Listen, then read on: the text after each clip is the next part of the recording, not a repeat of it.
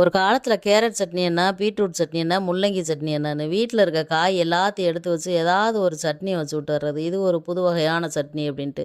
கடந்த சில மாதமாகவே அதெல்லாம் ட்ரை பண்ணுறதே கிடையாது. ஃப்ரிட்ஜ்லேருந்து மாவு எடுத்தோமா, 2 தோசையை ஊற்றினோமா, தேங்காய் சட்னியோ பொடியோ வச்சு சாப்பிட்டோமா அப்படின்னு போயிட்டே இருந்துச்சு. திடீர்னு இன்னைக்கு ஞானோதயம் பிறந்து முள்ளங்கி சட்னி வச்சிடலாம் அப்படின்னு சொல்லிட்டு கிச்சனுக்குள்ளே வந்தாச்சு. நோம்பு கஞ்சியை தெம்பாக குடிச்சிட்டு. கடலைப்பருப்பு, உளுந்தம் பருப்புலாம் நான் போடல. நம்ம வீட்டு ஸ்டைலில் பண்ணலாம் வாங்க. எண்ணெய் ஊற்றிட்டு இந்த காஞ்ச மிளகா, புளி, தேங்காய், சின்ன வெங்காயம், பூண்டு இதெல்லாம் போட்டு நல்லா வதக்கிட்டு, அதுக்கப்புறம் குட்டி குட்டியாக கட் பண்ணி வச்ச முள்ளங்கி அதையும் போட்டு நல்லா வதங்கினதுக்கப்புறமா தக்காளி போட்டு வதக்கிட்டு, உப்பு போட்டு அரைச்சிட்டு அதுக்கு ஒரு தாளிப்பு கொடுத்துடணும்.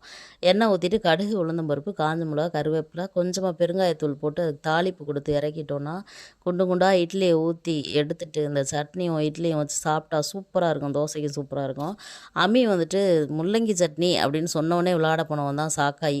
அதுக்கப்புறமா வந்துட்டு சமைச்சு முடிச்ச பின்னாடி தான் வந்தான். எங்கே முள்ளங்கி சட்னி வைக்கிறேன்னு சொன்னால் தக்காளி சட்னி வச்சுருக்க அப்படின்ட்டு கேட்டான். அட இதுதான் முள்ளங்கி சட்னி அப்படின்னு. தக்காளி சட்னிக்கும் முள்ளங்கி சட்னிக்கும் அப்படி ஒன்றும் பெருசாக வித்தியாசம் தெரில அப்படின்ட்டான். இதுக்கு நான் தக்காளி சட்னினே வேண்ட சொல்லியிருக்கலாம்.